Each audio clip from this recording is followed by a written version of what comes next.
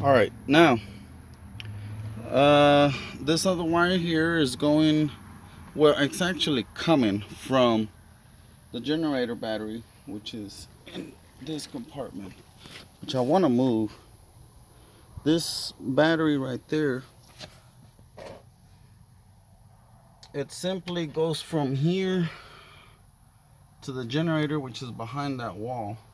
But then I also have it still going this way, the way it originally was, because originally the battery for the generator was here and the ECM was connected to it. But the ECM would suffer when the generator would start. And the generator had a lot of problems because the battery was so far with thin wire.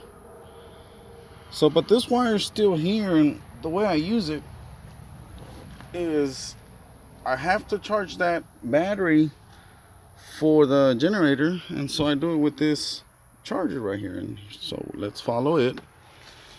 And here's a positive. The positive, I have it all rigged up here, and it's this orange wire. That orange turns into that red wire, and that's how I keep that battery charged. The negative, I just plugged it into that battery. That's the ground. I don't really like that. I don't think that's the best ground, but it's been working, and it's been like that for several months. All right, so then there's all these wires coming to the battery compartment, and there's this red wire. It comes in to the 24-volt side of the battery, straight to the battery, not to the coach.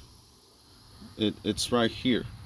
And then the other one is a ground. It's the one above this one. It's also connected to this post. So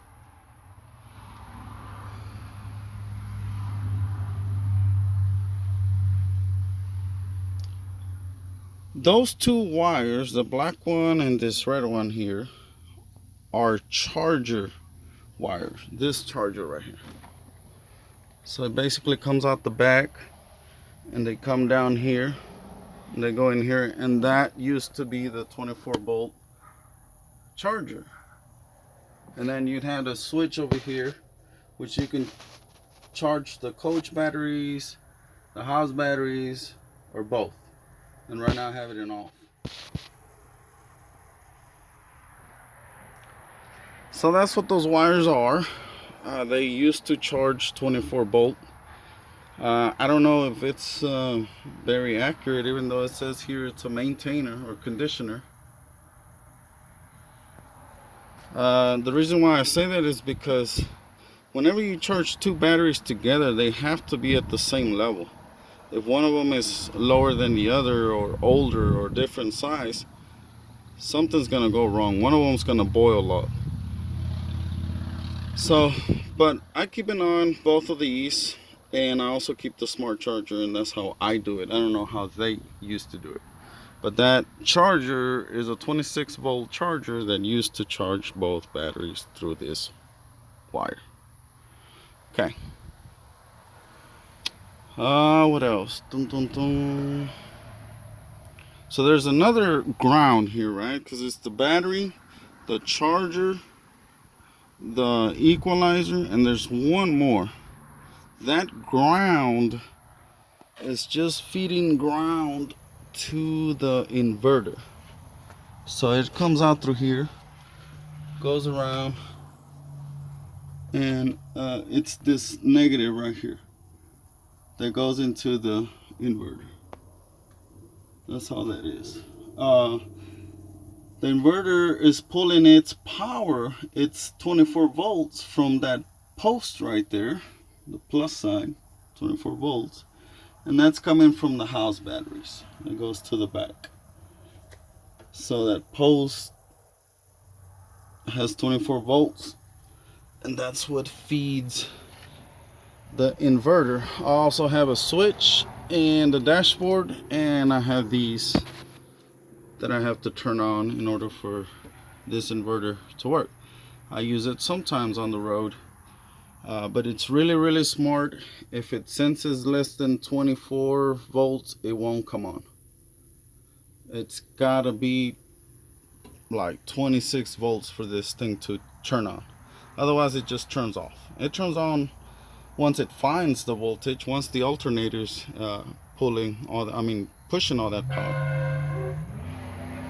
But also, the problem I'm having, and the reason why I'm not using it right now, is because one, I have a short up there that happened when we hooked up the heaters last winter. So some of my outlets are not working.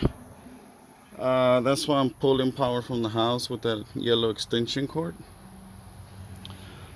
But the AC, the bus AC, the coach over the road AC pulls a lot of voltage, those fans. And when I turn those fans on, or the coach AC, the inverter turns off. And so on the highway, I either can have the inverter or I can have the coach AC on. If I don't have the inverter, then I pull power from this outlet right here. And that outlet does have power from the generator. It's called, well, obviously the generator over here is plugged in right there in that box right there. So on the highway, the generator is plugged into that box. Well, the whole short power I'm pulling from the generator right there. And so when I do that, the bus has power here. Now, nowhere else there's an outlet. This is the only outlet that's working. The ACs and this outlet right here. And this outlet is called, in the dashboard, is called a 24 volt charger, because they used to plug in the charger. That plug right there used to go here for this charger. And that's how, and then over there the driver can have control of when he turned this charger on, which is eventually that outlet. Well, I use that outlet on the highway to feed what I'm feeding with the yellow extension cord. And when I'm on the highway, that white extension cord goes over here and goes in there, and then I turn on the 24 volt charger, and that's how we have power in the rest of the white extension cords inside for cell phone charging and stuff like that. Inside, the lights and stuff like that works off of the coach 12 volt battery or 24 volts, and then the house also feeds 24 volts and 12 volt on this side. So as you can see, that little wire, the little red wire, is 12 volts coming from the inverter in the back, and that's what keeps this batteries charged. That is what keeps this batteries charging. That little wire coming from the inverter in the back. So because that inverter over here is not working, we feed it from here. The problem is when I turn all the switch off in the house, there's still 12 volts everywhere inside the house. It's not a big problem, but it could drain something. That means the water pump has power at all times. Don't matter how many switches are off, as long as this is plugged in and that is plugged in over there, the little red wire.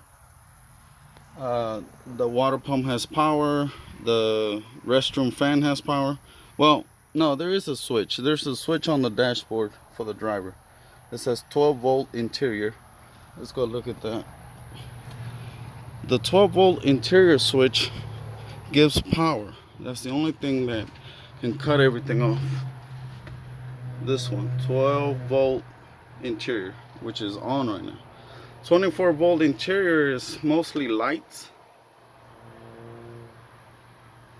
and then the water pump, It's got power at all times if I turn it on. The radio has power at all times if I turn it on, because they're all 12 volts. And the entertainment system, the DVR's up there, and I believe the camera, yep, the camera has voltage at all times. Right now I have the refrigerator, which is also 12 volts on, because I have some sodas I want to cool down. All right, let's go to the back. So I think we're good here, or we know what we're powering with this 12 volt battery. It's everything in the coach has 12 volts. We're powering the ECM, and then this is charging power from the rear vanner, and this is the smart charger coming in. My goal is to move that battery over here and replace those with a 12 volt battery, so that I have two 12 volt batteries right here. I might get two of those, because the generator needs a lot of power, and that little battery, even though it's a lot of cranking amps, it still has a lot of problems starting the generator. It's been like that ever since I bought it. And so, but then once I have them here, I need to find a way to charge both batteries. And I'm thinking that little red wire from the rear equalizer, it's gonna feed it. Now, Vanner recommends that once I pull power from that Vanner to charge other batteries, that I'm not supposed to plug in between the two in the back. And we'll talk about it once we get over there. So again, just to recap, when I turn this power off, this switch off, there is 12 volt because of that wire feeding the house.